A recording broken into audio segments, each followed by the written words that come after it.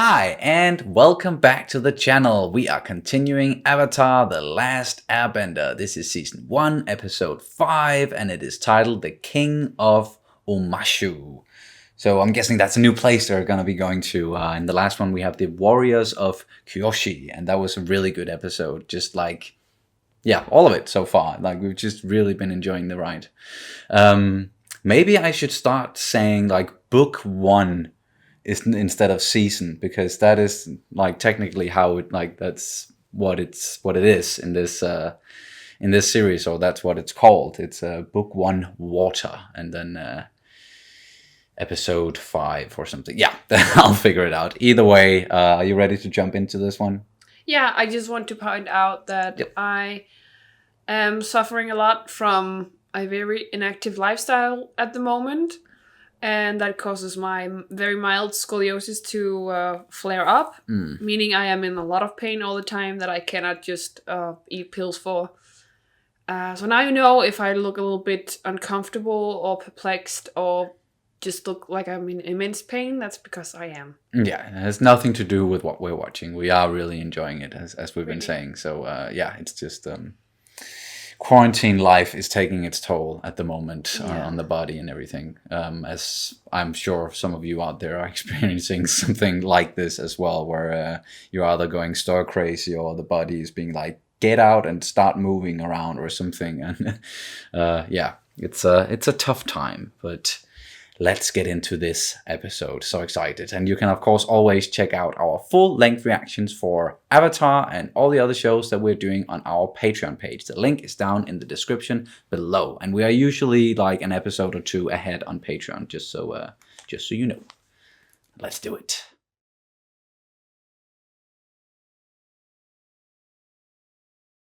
That was the King of Omashu. Damn, that was really enjoyable.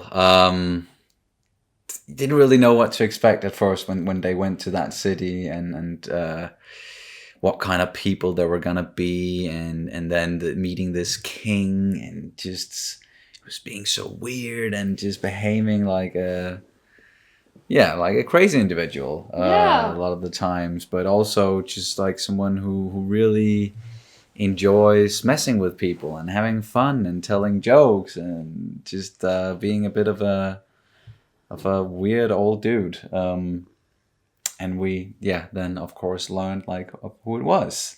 And I didn't, the thought didn't even cross my mind for some reason. I was trying to like think of some sort of riddle and something that had to do with the challenges, and the name might had something to do with him being a little bit unorthodox, or, but no, it was just designed to make Aang remember that, you know, it's his old friend, it's his old buddy. Yeah. That was really sweet, I have to say. And it was some pretty entertaining challenges, even was. though they did seem, you know, pretty dangerous, some of the stuff going on there. And the duel they had, it did seem like a couple of times like that there was a real like deadly and it did seem like a couple of times that they, or Aang, he was in like real mortal danger, but maybe not. Maybe he had it under control. Rumi, that was his name, right? Boomy. Boomy, yeah, sorry, Boomy. But just a nice little surprise, and a good, like, I'm enjoying the way that like these episodes, how they are, of course, standalone, like in a sense, because it's a new place each time so far. But they're also like giving something to the story, the plot overall, um, and just the world building is really great. Still, the way that they're opening the world up for us and to us, and letting us experience everything at a very good pace. Yeah, and learning a little bit new about the different characters as we go along. For example, I know this is just a minor detail that they just touch upon, but it seems Aang don't eat meat. Or doesn't eat Oh meat. yeah, oh yeah, that's right. Maybe that's like something that's typical for airbenders, or you know, Or the air monk. nomads or the monks. Yeah.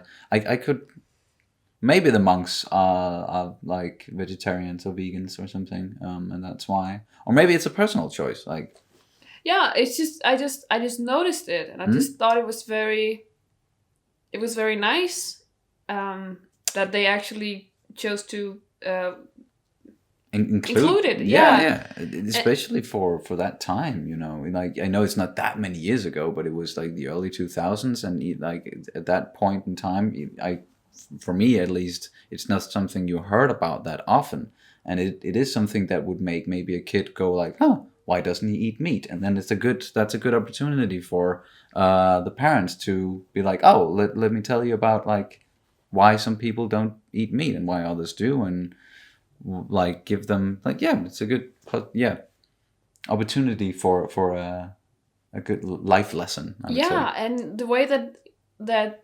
vegetarianism, I don't know what's it called, but that it's associated with someone like Aang that's so joyful and like he's such a great character, like he's such a nice person.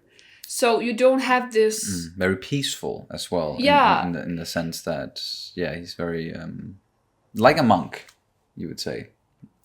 Yeah, but the way that they're associating vegetarianism with something positive, because often I feel like sometimes vegans and vegetarians can be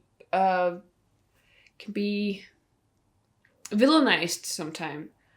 And I know it's also happening the other way around, but however, vegetarians are still a minority, and most of them are doing it for something good, for like a greater good. And I just think that it's so important that we start to approach each other with and our differences with a sort of openness. Yeah, definitely. Yeah. And that was just it. And me as a pescatarian and growing up with pescatarians in my life and in my family, I just felt it was so nice. Yeah, and if you don't know, pescatarian means that you can only you're only eating fish. Oh, that's the kind of meat that you eat exclusively. But it's not. Yeah, you don't even eat that much fish. No, I don't. I try to live as vegetarian as possible. Yeah. And it's just so nice that and that's why I'm really really happy for it, because it's just so nice that we are approaching this with a sort of accept instead of starting to villainize one or the other. Yeah. It was just like he was just mentioning it. There was no reason to be like, oh, why don't you eat meat? Or no, exactly. And the guy, like the king,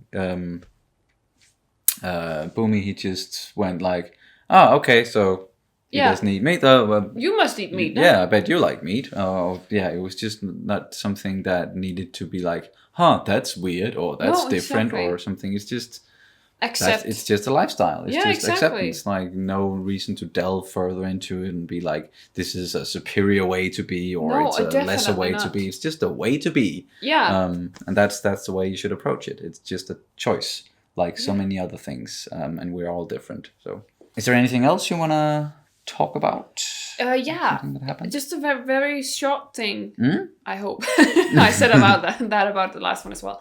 But something I noticed in the last one is that these warriors of Kyoshi, it felt like they were based a lot on like Japanese culture and Japanese. Well, you have the koi carps and you had this unagi. It was even called unagi. Yeah. That means eel in Japanese. Yeah, just their appearance and their building and what their they're wearing. Armor, and that whole. I don't know if I don't know martial arts that well, but it felt like it could be something that kind of dance they did, and the way they did the makeup and stuff. It just felt a lot as at least what I perceive as being something that's classical Japanese. Even the name Kyoshi, it's very Japanese sounding. And and with this one, they had the pyramids, and they had even the earth people. They had these fezzes on, and they had these vests, and what we classically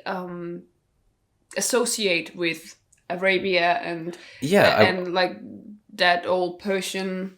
Yeah, maybe like the Ottoman Empire or something like that. could be drawing parallels to that, or something Middle Eastern culture like as well. And yeah, we mentioned pyramids. Of course, that's Egypt. But yeah, it's just cool that they're drawing so much inspiration from real world cultures and including it in something like this, something that kids are watching. So they'll, in a way, to be presented to so many different sorts of culture, like that's in this world, but also in the real world, kind of, in just in a different way, maybe, but at least just it's a way to open the world up to kids, and I love when a show like this and something can do.